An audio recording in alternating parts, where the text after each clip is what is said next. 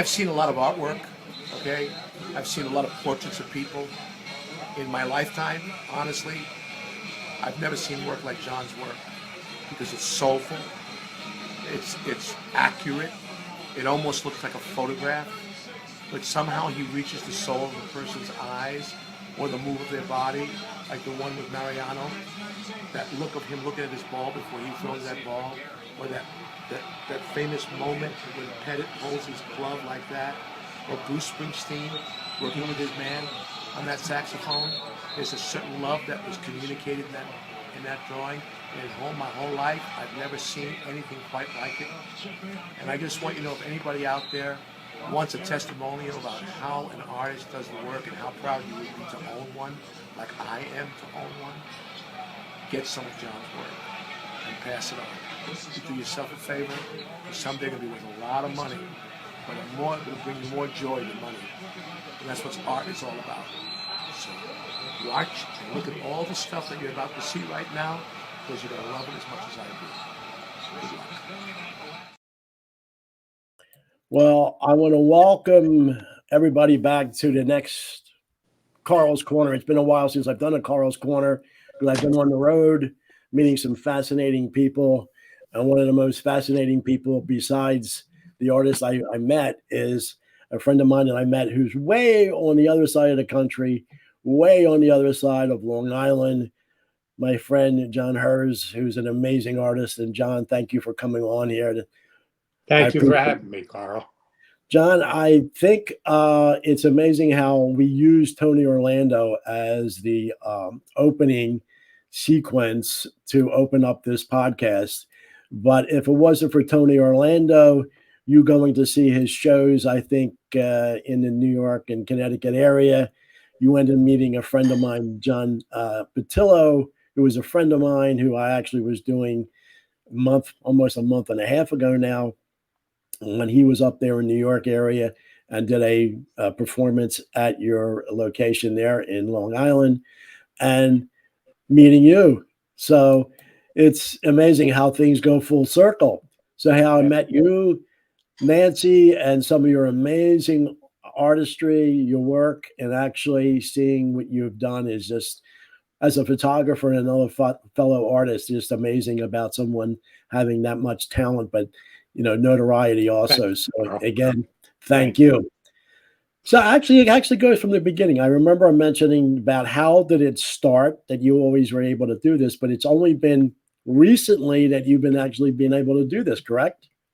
Well, when I was a child, evidently, and this came from when I went to my high school reunion, people told me that I was drawing all the time as a child. I don't remember that. I knew that I played around with pencils, but never took it seriously. No art teacher ever said, "Oh, you've got talent." None of that. So fast forward many, many years to about 19, almost 20 years ago. And my wife and my muse, Nancy, put me in the car and said, I'm taking you to get your birthday gift. I couldn't even begin to imagine where she was taking me.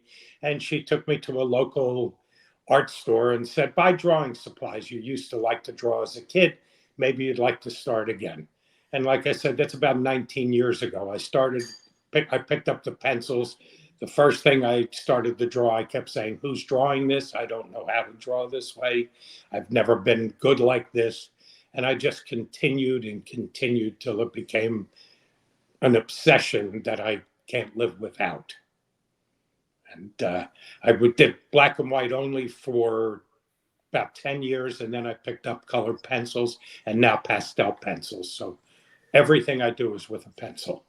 Well, let me ask you this. When did you do the self-portrait of yourself? That's about 4 or 5 years ago. And I can't remember exactly, but I just remembered if I was going to do a self-portrait when I was thinking I wanted to do one. I've done a few, but one that really represented who I am in many ways and what my life is about, because 90% of the day that I'm working, I see my hand out here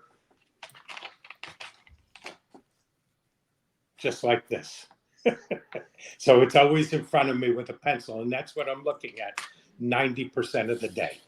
And it's all pencil, correct? Everything is pencil, yes. And the tools that go are associated with it. Yeah. So you have just that you see the blank canvas and then you have something and it's just by memory and you just, No, it just I work from photographs. It's a not from memory. photograph. I work from photographs. 99% of what I do are from my photographs. So I'm a photographer first, take those subjects, and I go out looking specifically for drawings, especially when it comes to portraits. If I'm in the city and I see a fascinating face, I ask if I can draw them and or I can photograph them. And if I'm allowed, then I do. And I come home, and if something inspires me to draw that portrait, I do it. So everything starts with my photograph. Well, I see something that's on your right, but I'm going to come to that in a little bit. But Okay. now, with it being World Series time, and we discussed this a little bit. Here's one about your sports. Tell me a little bit how this came about. And Well, everything seems to go back to Tony Orlando. How I met Johnny, how I met you. You know, it all goes back to Tony Orlando. And I met Tony Orlando through our very, very dear friends that are with the Mohegan tribe from Mohegan Sun. And they introduced us to Tony. Tony, we became friendly with Tony. And Tony, one day we were sitting in his suite at Mohegan Sun before the show, and he said, "I'm going to make a phone call." And he calls this person up. He goes, "Hey, Brian, how you doing?" And he goes through the whole conversation. He says, "I want you to meet an artist. I'm going to give you his phone number. Make sure you call this guy." And he said he said he did a portrait of Mariano Rivera and one of Andy Pettit. You need to meet this guy. So I don't know who he's talking to. Not a clue. He hangs up and I look at him like, okay, who was that? He said that was Brian Cashman. So I almost fell over. You know, the thought of the Yankees general manager ever going to call me. Well, P.S. He called me. I drew his portrait as a gift, being a Yankee fan, and he invited Nancy and I up there, gave us a tour of the stadium for a couple hours, spent time with him. What a great guy, and what an experience that was.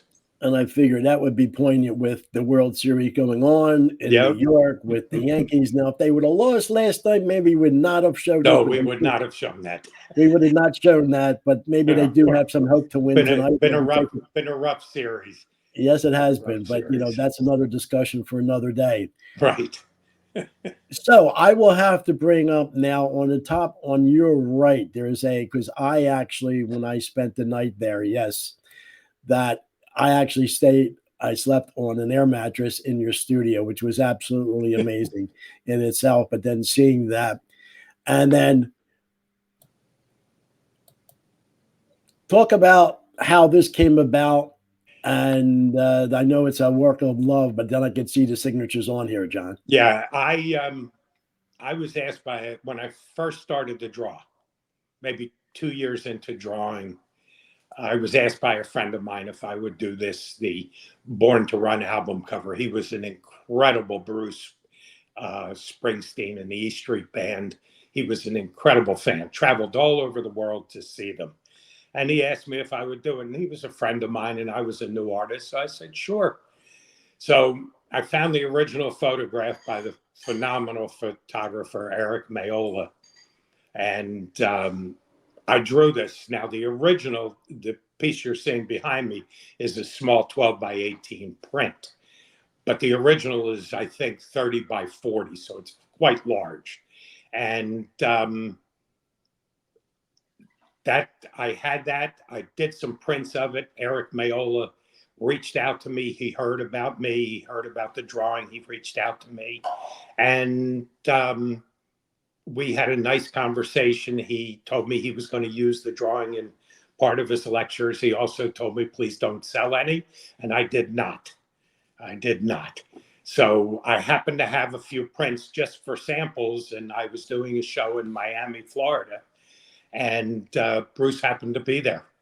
And the person that was putting on the having the event introduced me to Bruce, and we had quite a conversation. Yeah, that's one of my all-time favorite photos, me shaking hands with Bruce. And we had quite a conversation about being an artist, and it was great. Really, it was one of the best meetings I've had. And the funny thing is he asked me for one of my prints. So I'm saying to myself, okay, he wants me to sign it now, which I will. But what do you write to Bruce Springsteen? I mean, what do you write to Bruce Springsteen? So I thought of something quick and just jotted it down and signed it for him. And then what a thrill that was. And of course, I had him. The one behind me is the one he signed for me and for Nancy. Well, from when you started 19 years ago to have this notoriety with some of all these world famous people, did you ever envision that you would be able to portray all this with people like that? No, not at all. Not at all. Because I never envisioned myself. I always loved art, always loved design. I loved architecture. I always did. I always had this thing in me that loved art. And when I started to create, and it started looking like something that surprised the hell out of me, actually, I just got into it, and now it's hard for me to live without it, and it's hard for people to understand that. But being an artist, and when I use the word artist, I use it loosely. It can be anybody that's highly creative, whether it's a scientist or a businessman or a person. Anybody that's highly creative, we have a lot of the same insecurities, the same thought process. So it's changed my life completely. Well, actually, I think when we first met, I think after the first 5 minutes, there was a bond between us. Yes. Not that you knew that I was a photographer, but at least I was doing what I was doing, and then I saw what you had. It's like, and I go, wow, this is amazing. And I think this is where that bond. And when I started asking questions and I said, hey, obviously that weekend was, for another part, but would you be interested in doing this? And you looked at me, you had a little twinkle in your eye. I go, yeah, you were saying you were going to do one and whatever. And I figured I appreciate, actually being able to do this at this point. So yeah. It's an amazing. And then checking everything out. It's crazy. Thank you. I'm excited to do this because this is relatively new with you. I'm starting a podcast, so we'll have to interview you on that. Anytime, buddy, anytime. If I can help out and mentor you, because it's only been a year for me, a little over a year. And here, who knew that I would have been out there doing what I was doing for John and then the boxing promoter, and that's taken off through another person that he knew that was actually into Rocky films and Creed. This guy by the name of Joey I. So that's working out well too. So back still into the boxing ring, I have one more picture. How did this come about with this? This one? I was doing a charity event. So I was showing my art, and Mike was one of the guests at the event. And most people don't have a clue what Mike Tyson's about. We've had the pleasure of meeting Mike maybe 5 or 6 different times and spending time with him. He's one of the funniest, sweetest, nicest people I've ever met. Just his reputation is so different than the person that I met. He was just so kind and generous with his time, and we got a lot of laughs. Yeah, he's from when I hear it, and it's ironic through the boxing promoter that I just had the podcast yesterday, that he's having a fight, I think the middle of November in Texas Stadium, like that. In the big stadium. It's like, I didn't even know that was happening. So yes. So, so between the sports world and just regular life, and I have a couple little clips here for people who don't know. I'm out here in California, and John, you're all the way down in on the east end of Long Island. So you're technically not the Hamptons, right? You're like the gateway of the Hamptons. We're 15 minutes west of West Hampton. So Okay, they so that's call it the gateway of the Hamptons. and that's where everybody was saying, no, we're not the Hamptons. But hey, to me, it was wonderful going out there. Once we got out of New York, it was great getting back. People don't understand that Long Island has a country feel to it when you get out east, and we're 3 miles from the beach, from the Oh, ocean. it was So wonderful. yeah, it's Hopefully one beautiful day out I'll here. be able to come back and visit again and see how, I'll put it to you this way, how high your certain growth is. Anyway, I won't go any further. So just to let people know of there's a little video here that I saw and captured that will show people how, and you can maybe talk a little bit about.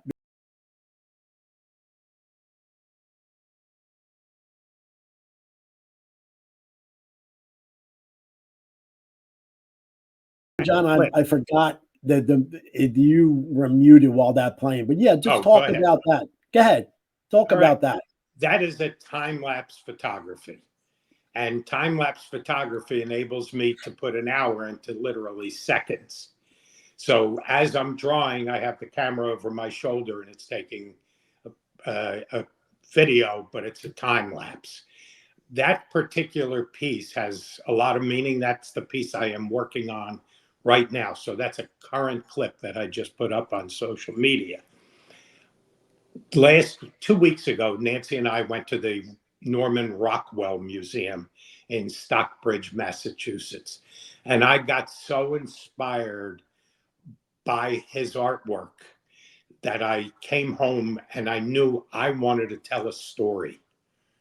So I decided, instead of doing my portraits or my flowers, and my portraits tell a story to me and hopefully to the onlooker, but I wanted to do a real narrative like a Norman Rockwell.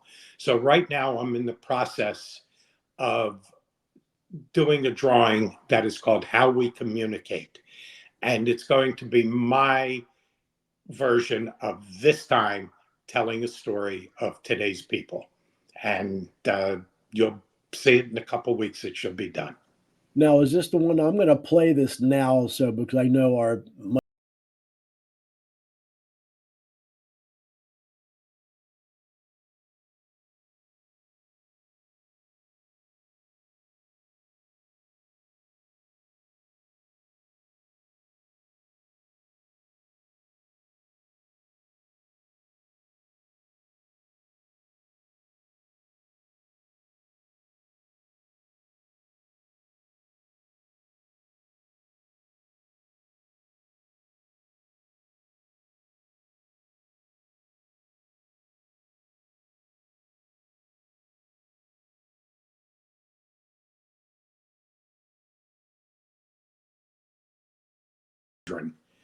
Um, and how long of a period of time was that time lapsed? That's probably an hour and a half, maybe Oh. an hour. I'm not sure. Nice. Well, Well, I'm that's going the to base. That's the base of the denim that I was building up. There's a I'm lot going more to play hours. another one that has a nice silhouettes about some really amazing features in here too. So this is going to run about a minute for people to say.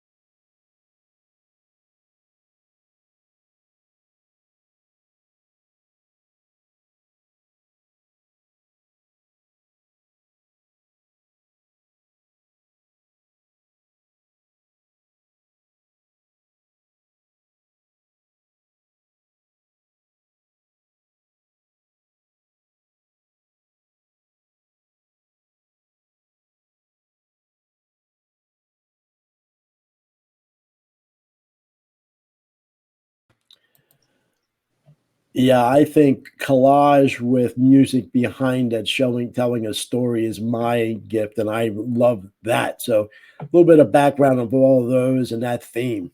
Those are portraits I call the uncommon man. most of the people that are in that video are street people. Not all homeless. There are people that make their money on the street musicians, so on and so forth. There are many people that are suffering and very, very poor and homeless or sheltered that are in there. And what I do when I find a face that fascinates me, and there's typically when I'm walking around the city and I see somebody like this, first my heart pours out for them. And then I go over and I try to engage in some sort of conversation with them, because people just are people. They want to know that somebody cares. So I ask them if I can take their photograph. I explain what I do. And of course, I will give them money. So typically everybody says yes. Every once in a while, people will say no to me. But that became such a passion of mine, creating portraits of people that are unknown. And I call them the uncommon man, because they're not what we call normality. And, so I have such a passion for these portraits that they pour out of me. That musician makes a lot of money on the street. That's where he performs. So you capture now all of this. I know I mentioned, are they in a gallery? Are they there for purchase? Where can people find your catalog? My website is johnnydraw.com. It's as simple as johnnydraw.com. I'm on social media as John D Herz artist. So please, anybody out there, follow me. I'd appreciate it. Love to. This is I think that you said this is actually your first podcast, correct? I know you were going to do your own. Yes, I've done interviews. Johnny Patillo interviewed me 13, 14 years ago. I know that's TV show. Yeah. So yes, but I've done other interviews, but never a podcast per se. Okay, well, there you go. Give the name again. It's a shame I didn't have it to really put up a graphic, but Okay. Just give it one more time. Johnny Draw, JohnnyDraw.com. Beautiful. So now currently, I know you've have this. What do you the next couple months? And I know what do you have on the horizon? I know it's amazing that you're drawing every day, or you take the time off. I wake up very early in the morning, and when I'm really into a piece, when it's something about it has captured me, I have to start drawing. So there's many times I'm up at 5:30 in the morning, 5 o'clock in the morning, and I'm drawing 15 minutes after I wake up. And I go to work immediately. And there's sometimes 3-4 hours can go by and not even know it. And it goes by literally what I think is a few minutes, and it's 3 to 4 hours. And, so my mornings start early. I love drawing in the morning. I draw in total silence if I can. It's, keeps my head clear, and I focus nothing but on the art. And where you're at, you're not in New York or Manhattan, whether you're here, the buses and the cabs and all that. It's very quiet. It's very quiet. I may hear some wild turkeys out there, but that's you have nature and everything there too. So, well, that's great. It's a wonderful venue, and it's great to see, what you have there. So it's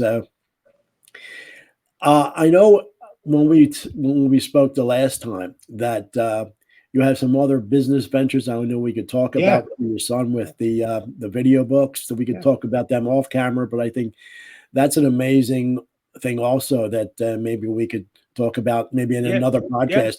Maybe I can give you a quick update on what it is. About 6-7 months ago, I was talking with my son Devin, and he and his wife own a marketing company. And one of their products is called Print-O-Vision. It's a division of their marketing company. And Print-O-Vision, hang on. I'll show you what Print-O-Vision is about. Oh, there you go. This is Print-O-Vision. It's video brochures.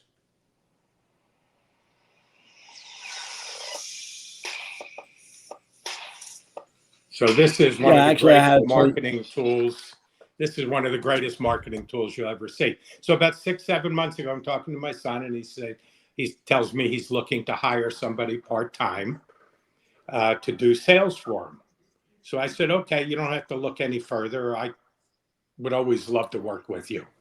So that became a part-time gig that I absolutely love because I'm talking to incredible people, great companies that we're dealing with. And it's fun helping my son and daughter-in-law with their business. So it's just part of my day. So so you think unlike you could most people, of my age, I'm taking on new things, and I think it keeps my mind young. I think we're both of us at the same age, and I like not that I'm slowing down. I think now with this and then meeting people with you and other opportunities, because my background was advertising and marketing and obviously video and photography, but then I saw this that we have to obviously talk more. So, Yep. is there anybody out here or anything out here in California and out here that have been exposed to this? Oh, I'm sure. We deal with companies all over the country, so Prinavision is becoming something very, very big. And with me working it, I'm on the inside now, seeing how this company is growing and how well they are doing. And it's exciting because we've done work for some of the biggest companies out there. Always fun. And what it is it's the only way, or it's the only way I know of delivering video offline. When you market to somebody today and you send them an email, everybody's pretty hesitant about clicking on links these days. So this is a way you can deliver your video right into a person's hand and they can see it and they don't have to click on anything. Well, with me being in video and trying to get a message across, it's something that obviously off air and we could talk about, We'll talk about it. We could talk about it too. So that's exciting also. Yeah. So John, in general, we could promote the website and say your website one more time. JohnnyDraw.com. And what can they find there? What will they find? They're going to find a lot of drawings, a lot of art for sale, original artwork, limited edition artwork. They're also going to find some art swag, and I am right now in the process of coming up with a clothing line, mainly sweatshirts and hoodies, with my artwork on the clothing. So I'm in the process of doing that. I want to get it out in the next week or so. Really, I think like I said, it doesn't slow down. It doesn't slow down. Timing is everything. So hopefully you'll be able to come on. I don't want this just to be a one shot wonder, that you come back on and anything. Yes, and get your feet wet and understand what podcasting is. And I think podcasting is the new infomercial that we always used to watch at late night TV. Yeah, for products. It absolutely is. Absolutely. And exposing and you can expose people to things that they have no clue, that they just really don't understand. And that's what the goal of mine when it gets going. And I've recorded a couple things, but they're not ready for view yet. But the whole thing behind mine is trying to explain the creative process, the creative mind. Yes. And that's, something that on a different vein than a business that's strictly about creativity, so that when people meet me and they hear how I'm an artist and I live for my art, so much of my life is my art, they don't say to me, oh, it's nice you have a hobby, because this is the furthest thing from a hobby that I've ever had.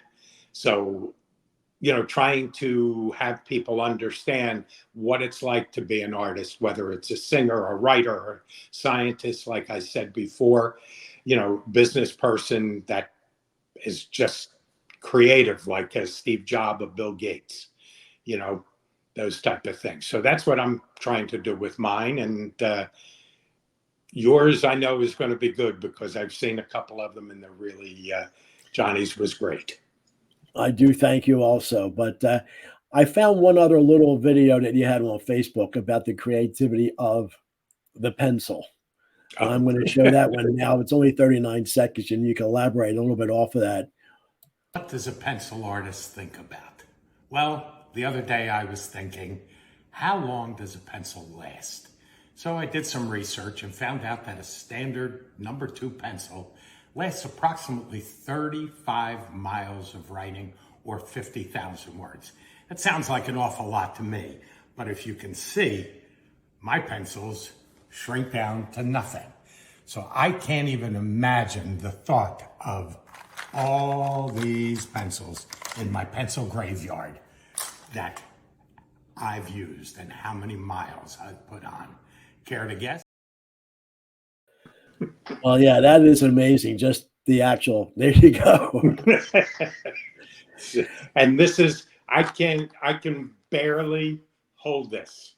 This is why we have what's called a pencil extender that goes on the end. But I work them down to an inch and a half. And why waste them if it's still got color in it, or graphite or charcoal? I'm going to use it all the way down as far as I can. Well, I'm just wondering who came up with that figure, though, about the 50,000 and whatever. I Googled it. I just came up. I was sitting there looking at this, and this is one of many of mine, this little thing of used pencils. I was looking at them one day and I went, wow, I wonder how many miles I've put on, how many strokes I've put on over the years. So I just Googled it. How long does a pencil last?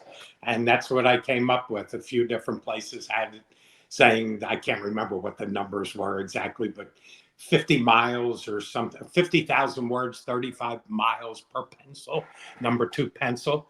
And these are softer cores because they're color pencil.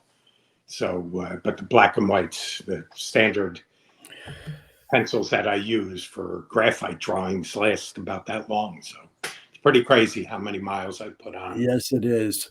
So, John, I want to just thank you so much for coming on board, because I know you probably have a full day of, artistry ahead of you.